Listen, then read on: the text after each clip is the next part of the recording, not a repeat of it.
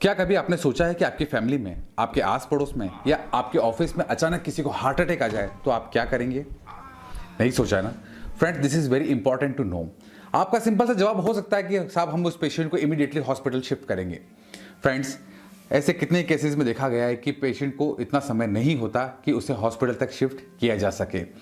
तो इस emergency situation में क्या कोई ऐसा तरीका है, क्या कोई ऐसी टेक्निक है जिसके थ्रू हम पेशेंट की जान को बचा सकें? यस, कुछ ऐसी टेक्निक्स हैं जिनके थ्रू आप शायद उस मरीज की जान को बचा सकें। फ्रेंड्स, आज का हमारा वीडियो डेडिकेटेड है उस टेक्निक को जिसके थ्रू आप इमरजेंसी में किसी हार्ट अटैक मरीज की जान को बचा सकते हैं। तो आइए समझने की कोशिश करते हैं, बिना समय गवाए चलते हैं उस टेक्निक के पास। चलिए।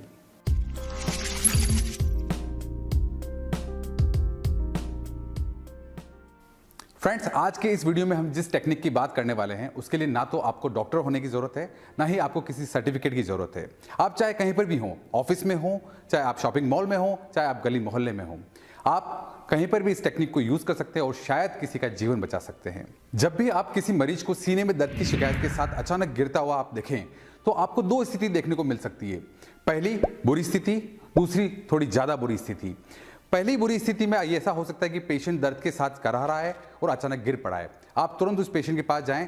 पेशेंट ये शिकायत कर सकता है कि मुझे बहुत तेज सीने में दर्द हो रहा है और जो दर्द है वो यहाँ से होता हुआ हाथ की तरफ आ रहा है।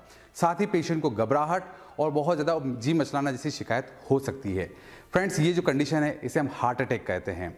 इसमें सबसे पहले आप पेशेंट को कंफर्टेबल पोजीशन पे लेटाएं और साथ ही इमीडिएटली मेडिकल असिस्टेंस के लिए 108 नंबर पर फोन करें ताकि एम्बुलेंस जल्द से जल्द वहां तक पहुंच सके।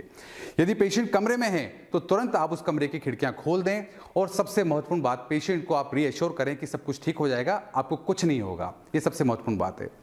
लेकिन फ्रेंड्स, यदि हमारे पास दूसरी स्थिति है जिसमें पेशेंट बेहोश हो चुका है, यदि आप उसके पास जाएंगे, उसका चेकअप करेंगे तो आप पाएंगे कि ना तो उसकी सांस चल रही है, ना ही उसमें नाड़ी या पल्स आ रही है और ना ही पेशेंट अब आपसे बात कर पा रहा है। यदि ये स्थिति होती है फ्रेंड्स तो इसे हम कहते हैं कार्डियक अरेस्ट। कार्डियक अरेस्ट कई कारणों से हो सकता है, उनमें से सबसे महत्वपूर्ण कारण है heart attack. Cardiac arrest electric shock के कारण भी हो सकता है और बहुत सारी शारीरिक क्रियाएं हैं जिनकी वजह से भी कार्डियक अरेस्ट हो सकता है। जो भी कारण रहा हो, यदि पेशेंट आपको कार्डियक अरेस्ट का मिलता है तो सबसे पहले आप जो करेंगे वो है सीपीआर, जिसे हम मेडिकल टर्मिनोलॉजी में कार्डियो पल्मोनरी रिससिटेशन भी कहते हैं। आइए फ्रेंड्स, मैं आपको लाइव डेमोन्स्ट्रेशन के थ्रू बताता हूं कि यदि पेशेंट आपको कार्डियक अरेस्ट का मिलता है तो हम किस तरीके से 10 मिनट में उस पेशेंट की जान को बचा सकते हैं। आइए देखते हैं। जब भी आप कार्डियक अरेस्ट के पेशेंट को